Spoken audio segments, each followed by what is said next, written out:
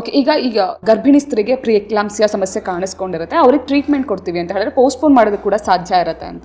ಈ pre eclampsia ಕಾಣಿಸ್ಕೊಂಡಾಗ ಮಗುವಿಗೂ ಕೂಡ ಅದರಿಂದ ಏನಾದ್ರು ಅಫೆಕ್ಟ್ ಆದಾಗ ಅಫೆಕ್ಟ್ ಆಗದೇ ಇರೋ ಥರ ತಡೆಯೋ ಚಾನ್ಸಸ್ ಏನಾದರೂ ಇದೆಯಾ?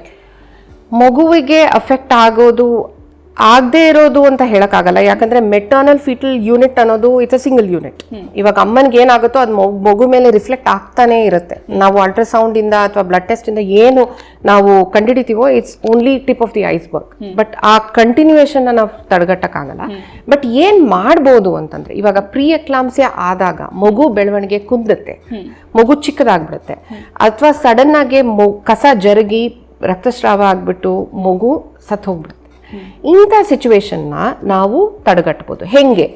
ಇವಾಗ for instance let me share my experience. ಈ PLGF ಟೆಸ್ಟ್ದು ಇವಾಗ ಎಷ್ಟೋ ಜನ ನನ್ನ ಹತ್ರ ಬಂದಿದ್ದಾರೆ, 24 ವಾರಕ್ಕೆ ನನಗೆ ಸಡನ್ ಆಗಿ ಮೂವ್ಮೆಂಟ್ಸ್ ಕಡಿಮೆ ಆಗಿ BP ಜಾಸ್ತಿ ಆಗಿ ಬ್ಲೀಡಿಂಗ್ ಆಗಿ ಮಗು ಹೊಟ್ಟೋಯ್ತು.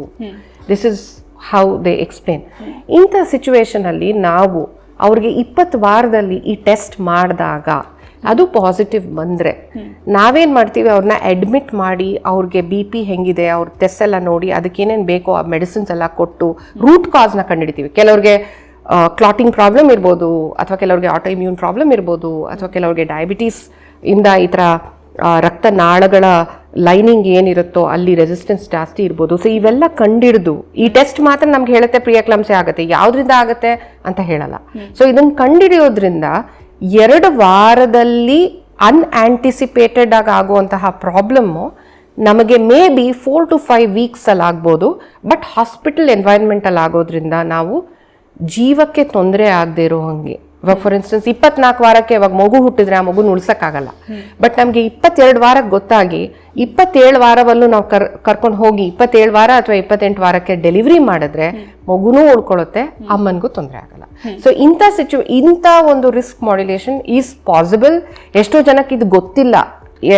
ಇನ್ಫ್ಯಾಕ್ಟ್ ಪ್ರೀ ಎಕ್ಲಾಂಪ್ಸಿಯಾ ಯಾರಿಗಾಗಿದೆಯೋ ಅದು ಮತ್ತೆ ಬರೋ ಚಾನ್ಸಸ್ ಅವ್ರಿಗೆ ತುಂಬ ಜಾಸ್ತಿ ಇರುತ್ತೆ. ಅಂಥ ಹೆಣ್ಮಕ್ಳು ಬಂದು ಇಂತಹ ಒಂದು ಟೆಸ್ಟ್ನ ಒಂದು ಉಪಯೋಗ ಮಾಡ್ಕೋಬೇಕು. ಆವಾಗಲೇ ಅವ್ರಿಗೆ ನೆಕ್ಸ್ಟ್ ಪ್ರೆಗ್ನೆನ್ಸಿ, ಎಷ್ಟೋ ಜನ ಅನ್ಕೊಂಡ್ಬಿಟ್ಟಿದ್ದಾರೆ ನನಗೆ ಈ ಥರ ಆಗ್ಬಿಟ್ಟಿದೆ, next time I never get healthy ಬೇಬಿಯನ್ನ. ಅದೆಲ್ಲ ತಪ್ಪು. ಸೈಂಟಿಫಿಕ್ ಆಗಿ ನಾವು ಅವ್ರಿಗೆ ಹೆಲ್ಪ್ ಮಾಡ್ಬೋದು.